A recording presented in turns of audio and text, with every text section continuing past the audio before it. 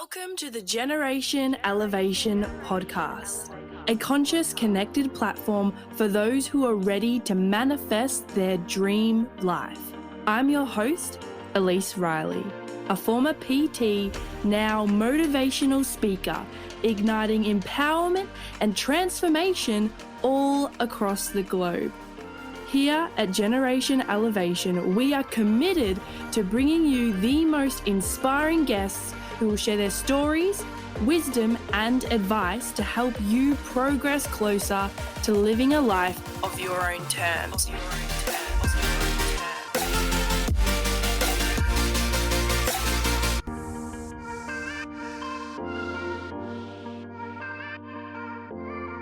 Welcome back to another episode of Generation Elevation.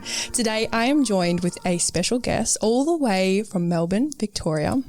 Now, this guest I've known for a while. I actually did my Cert 4 through her academy. And yeah, it's super cool and surreal to be sitting with her today. So Sue Stanley, OAM, is a 3-time world aerobic champion. She has been an Olympian and also reached international level at several sports.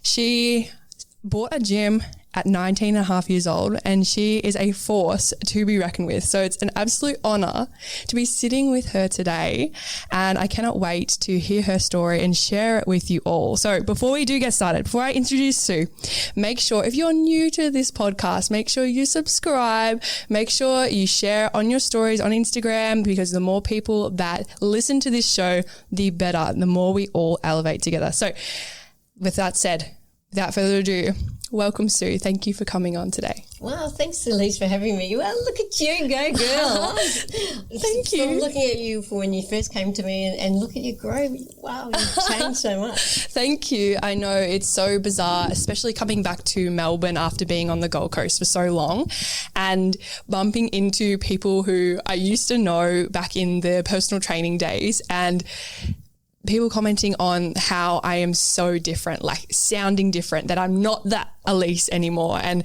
I am so proud of myself to just be where I am today. And honestly, the first time I interviewed a guest on this show, I was so nervous. But yeah, it's cool to be sitting with you today and just feeling so comfortable. And I know that this is going to be an amazing conversation that so many people will resonate with for sure. Now I know why you've got a suntan. And you're from the Gold Coast. Yes, I know. My tan is so great. And yeah, it's going to be interesting over the next few months and where I lead to and what my tan's going to look like, especially traveling the world. But yeah, I'm super grateful. Plus my dad, of course, has really dark skin too. So that's also a benefit too. Yeah, absolutely. Good genes. Yeah.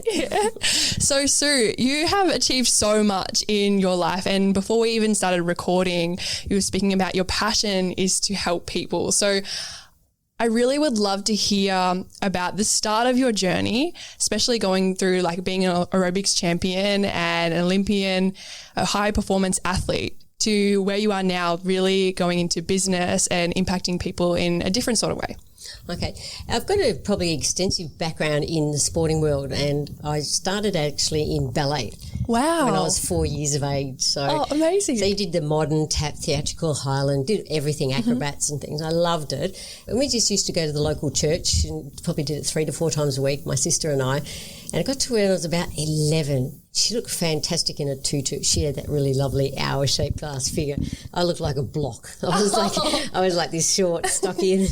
And so I love doing all the backflips and everything. So Mum got me into the gymnastics side of things. So sort of in the right place at the right time. I was at the Essendon YMCA, so just the local YMCA where I just started, and there was a Japanese man who was coaching, and he picked an elite squad because he was obviously an elite athlete over in Japan, so he come over here and he picked an elite junior squad, and I was selected in that, and we trained at Rusden State College. Mm-hmm. So as a kid, so we were driving all the way out, probably doing about 30 hours a week, and then he got selected as the coach at the Australian Institute of Sport in Canberra. Yeah. Now, this is the very first time. This is brand new. It's only just opened, and that was in 1980. Mm-hmm. So I was up there in 1980 and 81. So the very first intake up there at the Australian Institute of Sport, got a scholarship.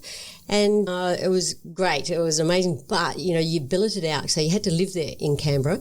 and you had a new family. So you had another father and another mother and a father and a brother and a sister. So billeted out up there. They were great days. It was tough. We were travelling the world in gymnastics and everything like that.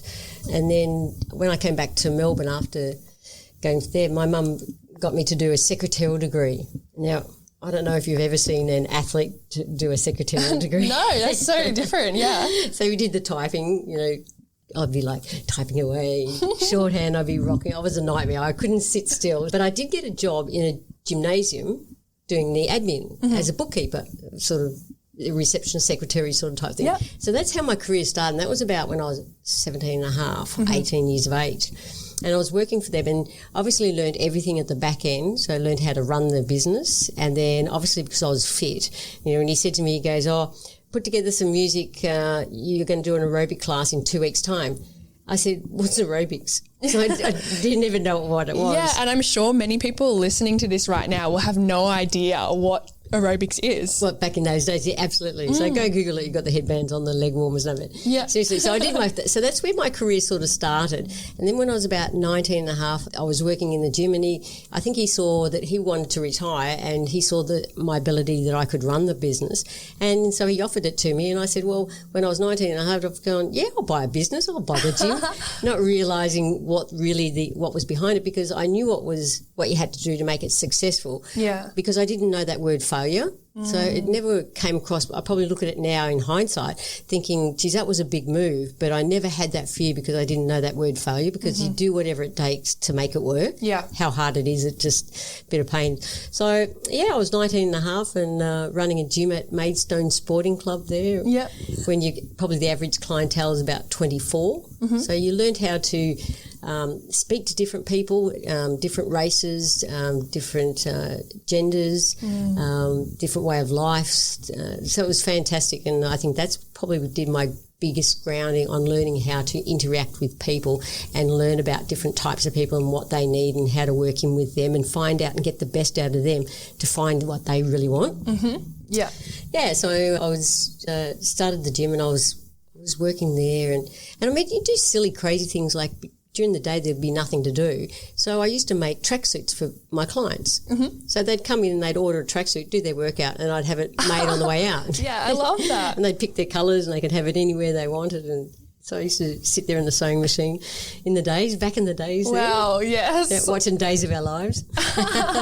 So cool. Yeah. And like leveraging that time as well. It's like almost, making money doing the tracksuits and also they're in your gym too. Yeah, I had to pay rent. The bills were still coming in. I'm just sitting there. No, it was quiet time, so roughly between, like 2 and 4 p.m. or something. So I made use of that time and made some extra income along the way. So you had to do what you had to do it. Yeah, of course. But my parents, we loved the sport of water skiing, so we had a holiday house up at Yarrawonga. And while the parents used to go into the clubhouse, they'd play the poker machines, and us kids, we weren't old enough to do it at the time. So we formed a water skiing club outside, which is the Mulwala Water Ski Club. Okay. So if you've ever seen the skiers when they're in the show, like say Moomba, when you have the 3 skiers, 2 skiers and the top skier, that's what we did. Yeah. Oh, that is so cool. Yeah. Wow. So I was the top person up the top there and of course. Some other things, of course. Yeah. But right time, right place in the 1988 Seoul Olympics,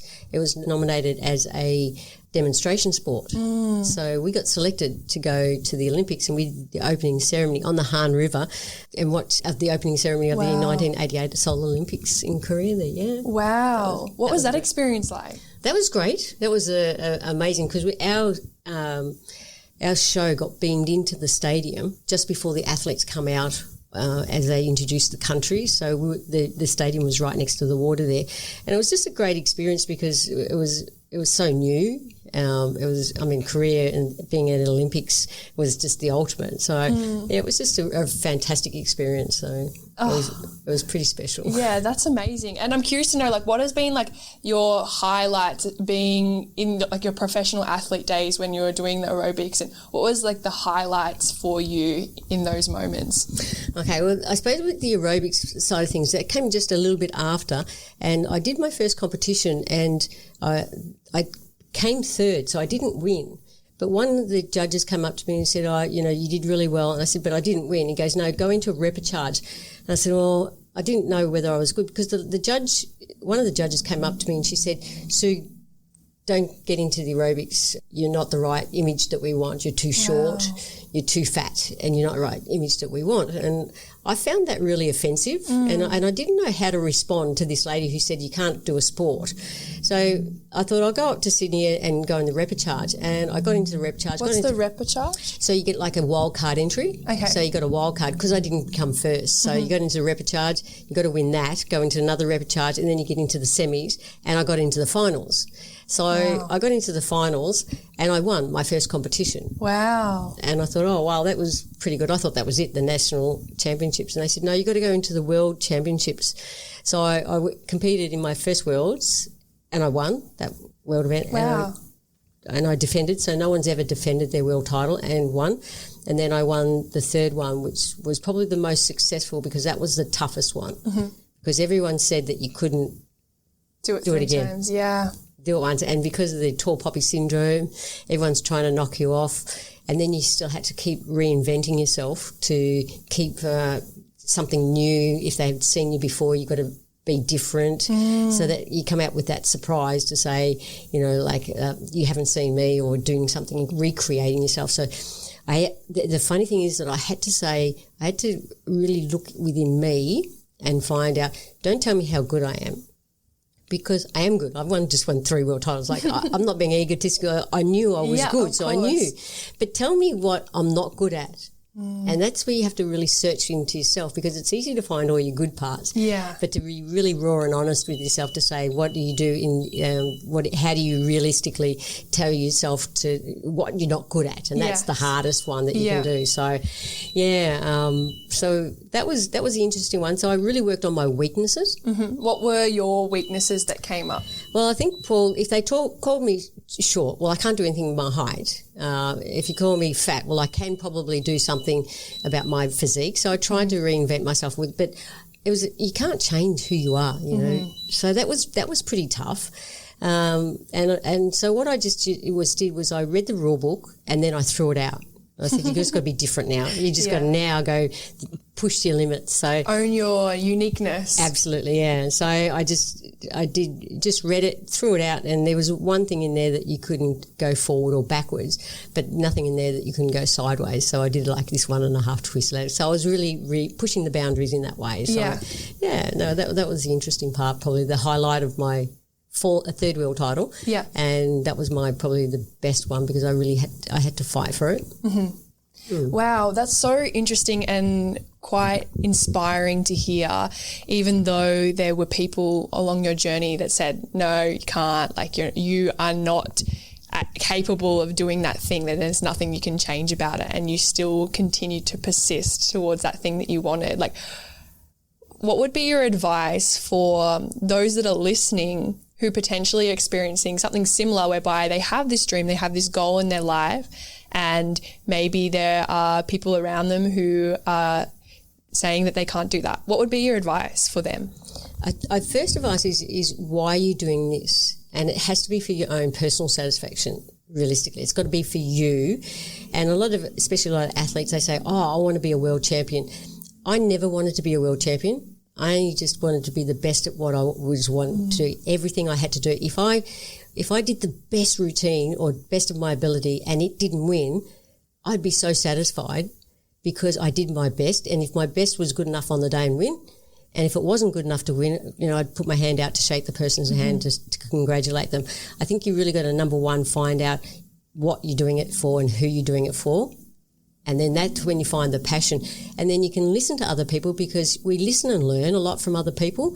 And whether that's right or wrong, but you do have to dissect it and say, what am I going to take from that person, and what am I going to take from that person, and give it a try. If it works for you, you work it. If not, you just put it aside and say, still go along your journey and believe in because the persistence pays off. Like I believe that every single day we are given choices that we make decisions about, whether we go left or right, up, down, etc., sideways, like you said, right? And we make these decisions based off what we believe. So if we believe that this is our purpose, this is why we're doing it, this is what is possible for me, you're going to make those decisions based off that belief. But if you're listening to other people who probably have not done the thing that you want to do and they're saying you can't do it, and you're starting to believe that you can't do it, you're probably going to avoid making those decisions that will compound and persist to that result that you did want at the end of the day. Yeah, and it's interesting to have positive people. You need positive people in your life, but you also need people who are going to keep you grounded as well. So but you don't want the people who to drag you down. So it's so like you don't want the high, you don't want the low. You just want that little bit in the middle, and maybe the 10 to 20% over the top. Then that's a really sweet spot, because you can always go up and you can get rid of the negativity down there. I love that so much. And I have 2 questions formed from that. Firstly, I'd love to hear what your why was and maybe how that's evolved to what it is now as well, if that's changed at all. And then I'd love to hear maybe some self-reflection points for those that are listening on who in their life is grounding, or how can they ground themselves if they don't have that person to ground them in their life. Does that make sense? Yes. So firstly, the why. What was your why back then? Yeah, that's an interesting one. And I think it very much started to please my father. As a really, really young kid. And I think, being the runt of the family, being the third one, I was always trying, I was small, I was a little, if I didn't get 5 foot, I was going to be a jockey, I was just like the third one, like the golden boy and then the golden girl, and then I'm just the third one. So I think I was always trying to prove myself to maybe my parents, my father especially, and was I good enough? And then was I good enough for him? But then what I wanted to do was just be the best that I could do. So whatever I wanted to do, I just wanted to be the best. It didn't matter what it was, and I've tried many different sports along the way, but I just needed to be the best at what I could do. So everything I tried and anything that I do is I always give it 110%. Yeah. So even if it's like doing the lawns, I'll do the edges with scissors. Yeah. So if you're going to if a job's worth doing, you do it properly. So that was probably my motto. And then after winning, I did win 1 world title. I did win 2. I won 3. And then my dad said, "You've won 3, 4, who cares? So when do you stop? When is it really enough? So I thought, well, 3's a hat trick. So I thought, yeah, I've done everything, and I think that was time to retire. And I was very satisfied with that, knowing that I'd given my best. But there was always one thing that was itching in my mind when that lady said I was too short and too fat, and that was like, that must have resonated in my brain. It was just, I couldn't stop thinking about it. And that's why I did the Miss Fitness Championship. Yes, tell me about that. Yeah, because it was about changing your physique, but I wanted to change it because I'm not a bodybuilder, or I don't like the figures. I don't like going too low. But it was a challenge for me, if I could change my body shape and how I could do it with diet and nutrition properly, and going down naturally, but that you were still coherent. So that was really the best process of my life. And I reckon I ate more than what I actually ever did, and I looked better than what I did when I was eating more. Oh, love that. It was amazing. Yeah. So I was always that aerobic person that, ate carbs, and then I became this weight training that had protein. So it was just a complete mindset mentality. Yeah. It is, yeah, because back in the day we didn't have that education as well. So yeah, that was probably the second reason why I did change that process there, was the diet and nutrition part there. That was why. Yeah, and so on that as well, a bit of a side tangent, going sideways today, of course. I'm curious to hear about athlete motivation. I know you've come across, obviously, being a professional athlete yourself, and then many athletes along your journey. What I'm starting to become aware of is this motivation that comes from pain, and moving forward in that's motivating them to be the best at what they do.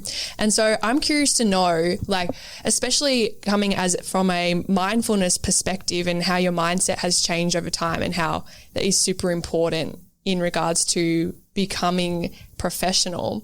I'm curious to know, from a coaching perspective too, how to, advise for people that may be having their motivation coming from pain, and what has been your perspective seeing that versus others who are motivated from a place of just trying to be the best at what they do. First, you've got to understand pain. So pain, is it good pain or bad pain? That's the first thing, because when it gets painful, we all cringe and we say, oh, it hurts. Yes, it hurts, but is it a good pain or a bad pain? And unfortunately, when you do a sport, it's really when you get to the pain, that's when you work. That's when the workload starts. So you can do all these, I can go out there and only work at, 80% of your, capacity and do an hour and think, oh, I've done it all. I've got all hot and sweaty and I feel it. But it's realistically, you got to go hard to get to where you are. And then everything from there is what you're going to improve on. But then obviously you want to have the bad pain in your mind, that's when the injuries start. So It's that fine line of balancing the pain threshold of going forward to get to a point, and when you're working to have that pain in the back of your mind, but you know that the pain is now just starting, and to have the philosophy that if you're competing and if you want to give up, you always think of the person who's training harder than you. They've got another session. So that's motivating. But really, to be number one, you've got to train like you're number two. So you've always got to be hungry as well. I love that so much. And I think that can apply in so many areas of life as well. And yeah, it's really interesting hearing your perspective, because I definitely see that fine line between, that the pain, the good pain being that motivation to feel hungry, to go, I want to win. But then also the past traumas or not feeling good enough or trying to prove yourself and never resting or recovering properly can manifest in those injuries and setbacks and things like that is going to obviously impact one's ability to get to where they want to be. Absolutely, yeah. It is a fine line, and it is hard to teach someone that, because that's only something that you know personally. And when are you going to be a sook and pull out, or when you're going to push through that pain threshold, and then how far do you push through that pain threshold? Yeah, definitely. And I think especially with what I teach my athlete clients, it's more so guiding them to absolute trust within themselves, so they know how to identify that line within themselves. So to go back to my previous question in regards to the people that you are surrounded by, grounding you and supporting you, if there are those listening who may not have those people that ground them, what could be 3 grounding prompts that one could ask themselves to potentially see where they're at, and I guess do a check to see where they're at, how they're going, and what they need to improve on? Okay, that's a good question there, because I've always had it, and that's been my family. My family's been I remember walking through the door when I got selected in the Olympic team to go to Seoul, and I ran in and I was so excited, and I've got, Mum, I made the Olympic team to go to Seoul. And she goes, that's lovely, dear. What would you like for dinner? Okay, I'll have to take it. So my siblings were always on an equal par. But if you don't have that ability or that access to those people, but if you've got some really good friends to maybe that you really trust, and that someone's going to be honest, because you don't want someone who's going to tell you how good you are all the time, but you got to have someone who's honest. But then I also find that maybe writing things down on a personal level. So what is your goal? What do you want to do, and how are you going? And then if it's your plan, keep a track on your plan. And that plan will never stick to a plan. That will be readjusted. So if you have your plan on the whiteboard, it's good. You can rub it out and you can readjust it, reassess yourself, be honest with yourself where you are at, and don't beat yourself up that you haven't got there, because life goes in many different changes and angles. It's not always a straight line. You're always going to have little curveballs that happen. Be honest with yourself, make sure you know where you're going, get back on track, and set the plan from there. I think that's probably one of the bigger ones. Yeah, I love that. So I really think that this whole conversation is really about finding your why and really understanding your purpose and your mission, where you're going. And so for those that are listening, to write it down, exactly what Sue said, but in dot point form, it's why do you want this? Who are you doing it for? And what were the other ones that you what other questions would people write down? So why are you doing it? What are you doing it for? Who are you doing it for?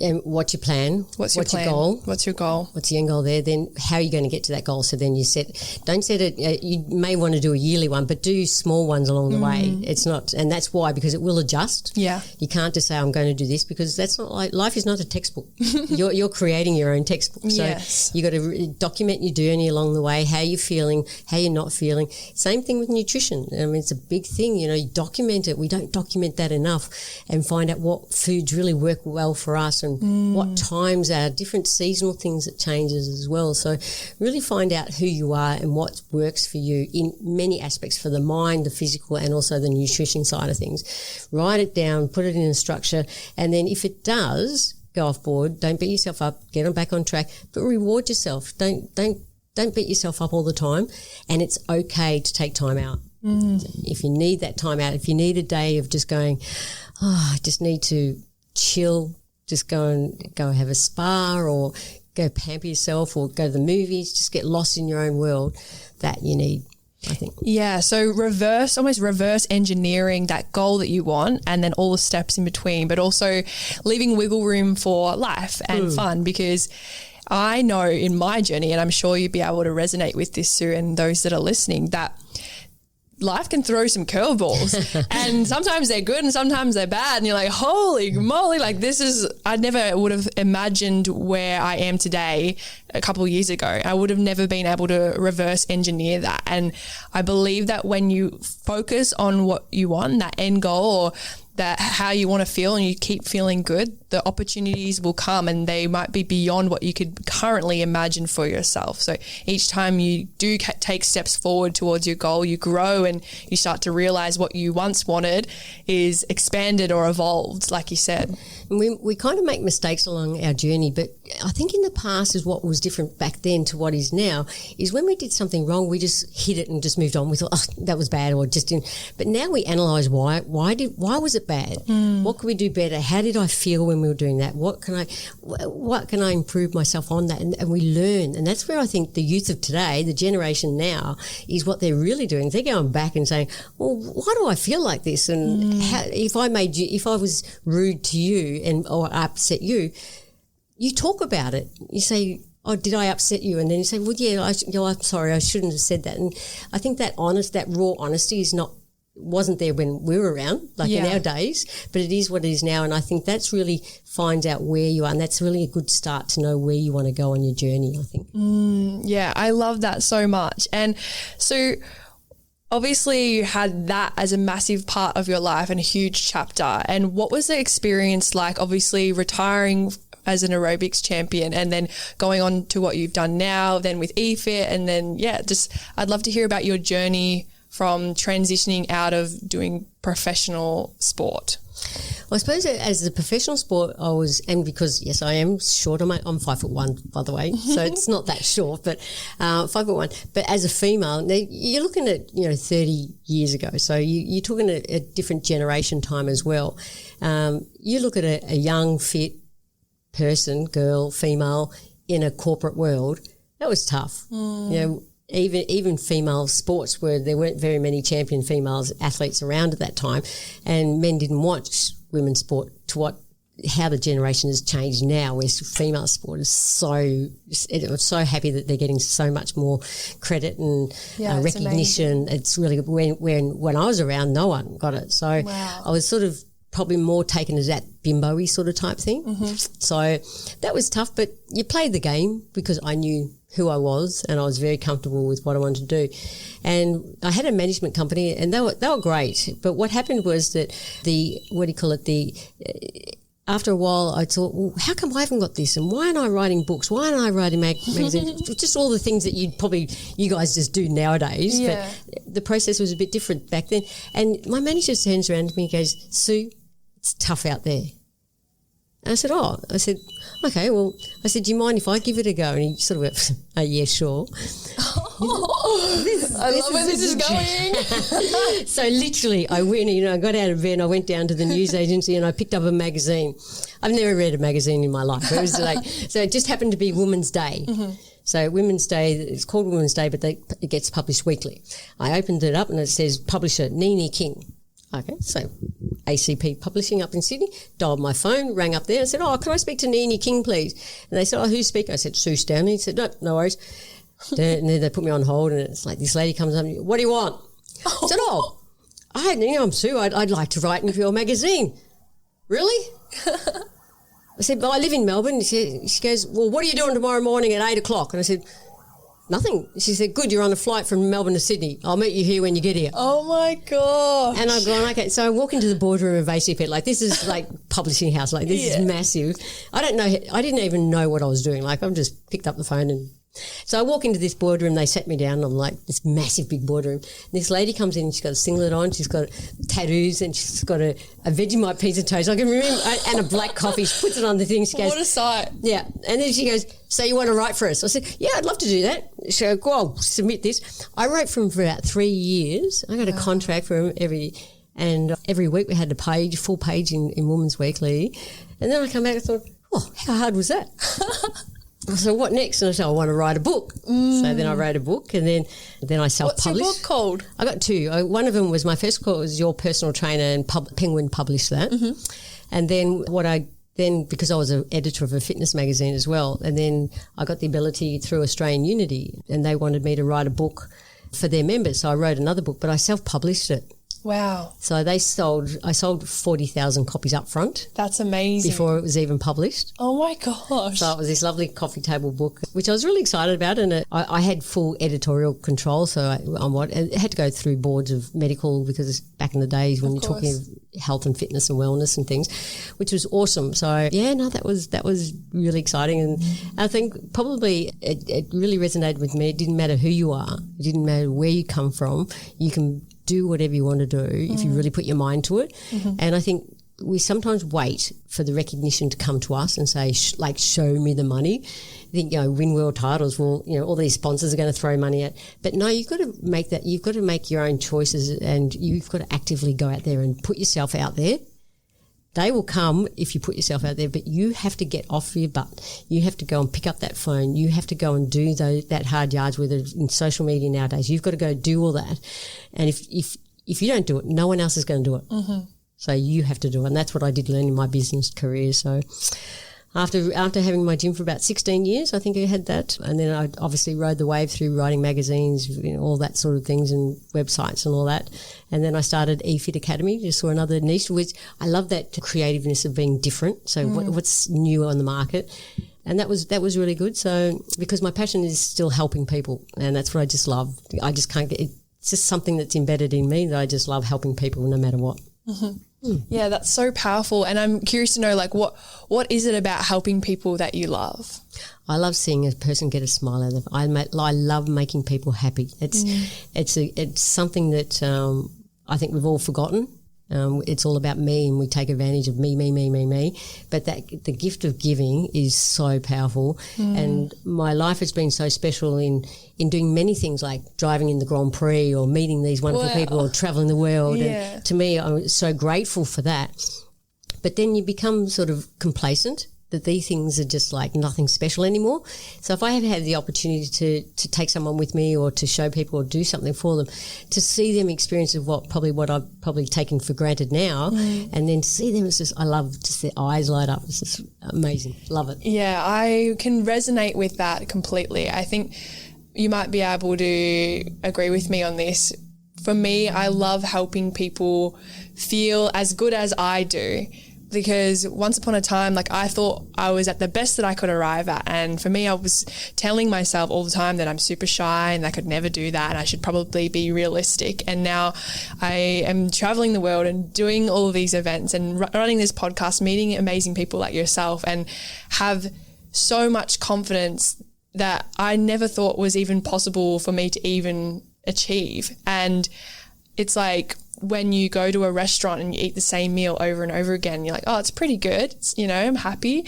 But then when you try your favorite meal, they put a new thing on the menu and you're like, oh my gosh, why have I been wasting my time settling for that? It's I love sharing with people how good life can be if you really open your heart and your mind to that. And I'm a big believer in experiences and call me a stoush or whatever, but I hate giving people presents. I love giving them experiences. Yes. So I'd much rather take them somewhere or do something with them, something that's memorable, because a gift is great, and don't get me wrong, it is very thoughtful and sometimes it's appropriate.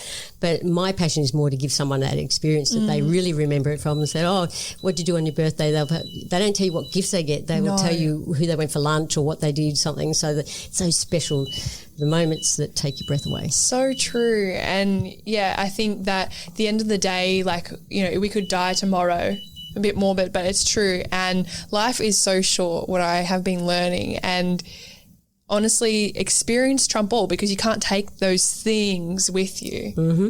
However, those experiences, like, they last forever. You only die once, you live every day. Yeah. People always say you only live once. I said, well, no, I live every day. You die once. Yes. There's no coming back. Yeah, 100%. And every day is a new opportunity to experience life. We used to have a saying back in our day, fake it until you make it. And I think it's so true, because if you don't have that confidence, we can't know everything. It's a journey. You've got to grow and learn as you go along.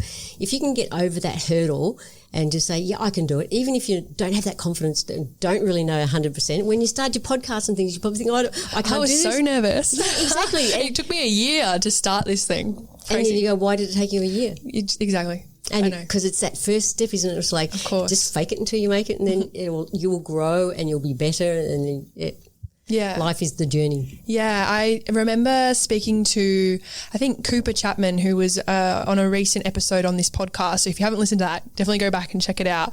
But I was asking Cooper about how he goes around and speaks at a lot of schools. And for me, I actually just recently in this Melbourne trip spoke at my old high school. Oh, wow. I know, it was really surreal and a dream of mine, actually, to go and do this speaking gig all around the world. And yeah, to do it at my old high school, it's amazing. And he said to me that the confidence comes second.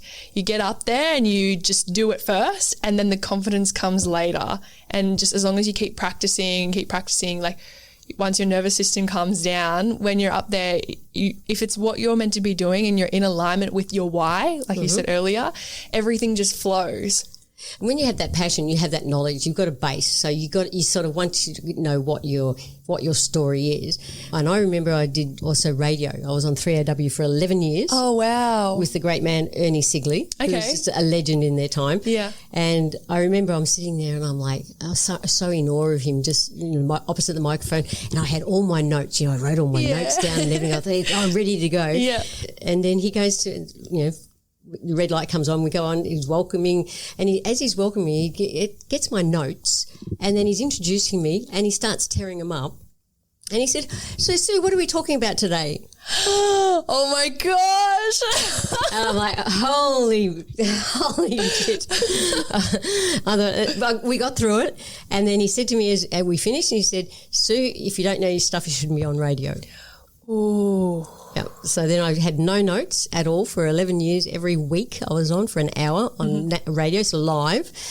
And we just had a ball. So he just taught me how to make a conversation to be fun and just know a bit about what you do, and then you just go wherever the flow wants to take you. And but that was a big learning curve. That I'd probably have 3 or 4 topics up my sleeve just in case, there was just something I didn't really, you'll go, oh, what are we talking about? It's like, I got nothing.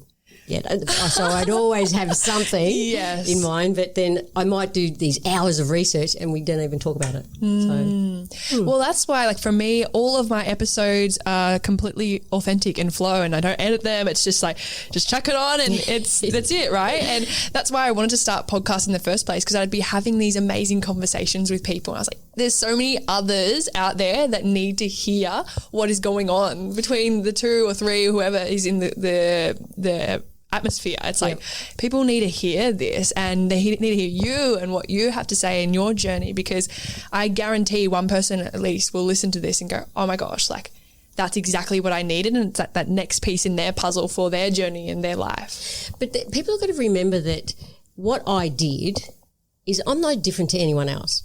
I've got 2 arms and 2 legs. I just happen to be good at aerobics or sport, But tell me, tell me to cook. I can't cook for nuts. I'm serious. So we're not good at everything. It's just finding what you are good at and what you love as a passion, and then just go on the journey wherever it's going to take you. And maybe that's probably me finding whatever I was good at. Maybe aerobics was the one that suited me because I tried all the other sports, and this was just something that suited me. It wasn't something I wanted to be a world champion aerobics, but just find something that you're good at. And we're all not better than anyone else. We're all on the same level, and we just got to respect each other on that. Yeah, I completely agree. I, in the past, used to look up to others, and definitely when I got my NLP certification in hypnosis, I really learned that, like, when you place another person above you, it's pitting yourself, and everyone is equal at the end of the day. If someone's pedestaling you, then there's a long way to fall, or if you're getting pitted, then you're obviously like doing a disservice to yourself. And at the end of the day, no matter what is going on, we're all human, living life. And we all have a story. We all have a story. Every one of us. So find your story and just tell someone your story, because it's as interesting as what we are here today. My story, your story. Love to hear everyone's stories. So. Yeah. And I learned so much from the guests that I have on my show. And I was saying to you before we pressed record that I wouldn't be where I am today without every guest that I've had on my show. Like, I live with one of the guests that I had in the Gold Coast, Simon, and he's absolutely amazing. And just the opportunities that I've got now speaking at schools and working with these professional athletes, it's like, I wouldn't have come across this opportunity if I didn't take that first leap back in the day and faked it, then that confidence to then start a podcast and go, you know what, I'm just going to give it a crack. Yeah. And maybe you started personal training. That was the start of your journey. Yes. But you're not doing any of it now. So sometimes you just got to go on that journey and find out where you like what you do and where your purpose is. So, yes, 100%. And I think that purpose can come from following what you're good at. When you follow what you're good at and what you enjoy and what you're passionate about, like you said, you know your stuff, you don't need your notes. If you keep trusting that path and trusting that journey, that's when all other opportunities open up for you. Yeah, you just got to find out what you like, and you don't know. Like, especially even if people are leaving school nowadays, like the kids, you don't know what you want to be. What is a lawyer? What is a doctor? What is it? Yeah. So you just got to go out and you trial all these other little things, and whether you like it, you don't. Opportunity. Always take an opportunity if you see it. Never waste it. Yes. Even if you're just like, I'm a bit hesitant, no, just do it. Yeah. You may not like it, but at least you tried it. 100%. And I remember when I was going through my own like awakening process when I was personal training, and I was kind of feeling like, I don't know what is next for me. And I remember listening to a podcast that was talking about, if you're thinking about it now, that thing that's calling you forward, you're probably going to be thinking about it in 3 months, in a year's time. Like this podcast, I was thinking about it a year. It took me to actually create it and just go, you know what, I'm starting. And so if this is you, if you're listening right now and you've got that thing, like, what's that thing? If you're listening, then know that you're probably going to be thinking about it in a week, 2 months, 3 months, a year's time. So just go and do it. Yeah, absolutely. Take the leap and see what happens. Just do it. Yes, just do it. That's it. That's all they say. Yeah. Yes. Yeah, no. And it doesn't matter if you fail. I can tell you a lot of successful people, like billionaires, have failed more times than each one of us. It's a matter of how we deal with it and how we move on for it and grow. Yeah, 100%. And so I'm curious to know, for the listeners, some advice for if they're going through a low or a fail right now. What would be your advice for those people on how to deal with that, the losses? Probably do something a little bit different. So, like if you're if you don't like sport, go to the gym. Do something. Go for a walk. Yeah, you got to do something totally different to then to say, where am I going? What am I doing? So, I think think positively. If you're going to be surrounding yourself with positive, if you want to watch movies, it's something that's going to be inspiring. Listen to music that's happy music, not the sad music all the time or anything. So just surround yourself with that positiveness, the happy thoughts. And if you need to take some time out and do some slow thinking, or just your own inner Go into yourself, into your own, find out, listen to your breathing, learn about yourself, where are you at? And then half the time that quietness and that time out will just go, oh, this feels like this weight has just lifted off your shoulders. And then you can say, oh, well, what was I worrying about? Yeah. And another thing I also do is that there's always someone else that's worse off than you. And if you have a roof over your head, if you have food on the table, and you've got some good people or you've got some friends surrounding you, you're a millionaire. Yeah. Your life is rich. Yes. If you don't have that, if you see someone else who doesn't have that opportunity, if you see someone on the street that maybe needs to have a chat to or something like that, go and have a chat to them. Because we all think, we go in our doldrums and think, oh, woe is me. But there are some other people out there. Just have a look at people in hospitals who've got other maybe issues. There are people that are worse off than you. So just remember where you come from, who you are, and what you currently have. And if you have everything, what's your problem? Get out there, just change your mindset, and go, okay, start again. Where am I? Where am I going? Yeah, I think that's one to add to our grounding self-reflection questions as well. Like knowing that like there's always someone out there that is in a different position to us that we would never trade for. And it's like, okay, well, what can I do with what I've got? What can I control? And usually what you control is your response to life and how you respond to what's going on. Absolutely. Life is a challenge. It's not meant to be easy, but it's how we pick it up and move forward. And there's so much education out there now, though, isn't there? Like listening to podcasts, like that's just amazingly podcast. Reading books, because I'm not a reader, so that's why I love podcasts. Yeah, etc. so good. Yeah, that's what I love. It's definitely a time to be alive. I was even I called my nan on the way here, and I was like, wow, I'm just so grateful to be living in this time, like the evolution of AI and definitely personal development and spirituality and these taboo topics that were once like women being professional athletes and in the business space are now like so mainstream, and it's super empowering. And yeah, I'm just so grateful to be living in this time. It's amazing. Yeah, and to watch it grow. I've seen the change. I've gone through those changes of, being left out on your own, but really, pushing your way through the glass ceilings and all that sort of things, and just coming through. But to see people, young kids, doing it and taking hold of things that they do take hold of it, which is great. It's fantastic to see. Yeah, thank you, Sue. I'm curious to know. I asked this question to all of my guests that come on. Oh. So before I do say that, where can my listeners find you if they want to learn more about what you do or they want to connect with you, even on like LinkedIn or something? Yeah, I've got a SueStanley.com website. So a website there. They can do LinkedIn. Not that good on the socials. That's okay. I do. I hate people knowing what I do. That's. I was like, I used to be out there, but now. And then my Instagram got hacked, and then it took me about two years, and so I said, "Stuff it, I'll start up again." Then I just cracked it. So I'll get back into it one day. But that's all right. Yeah. Well, if you guys did enjoy this episode, feel free to message either Sue or myself and let me know, and then I can just let Sue know how you found it. I'm sure that this episode has resonated so deeply. It definitely has with myself. So you ready for this question? Okay.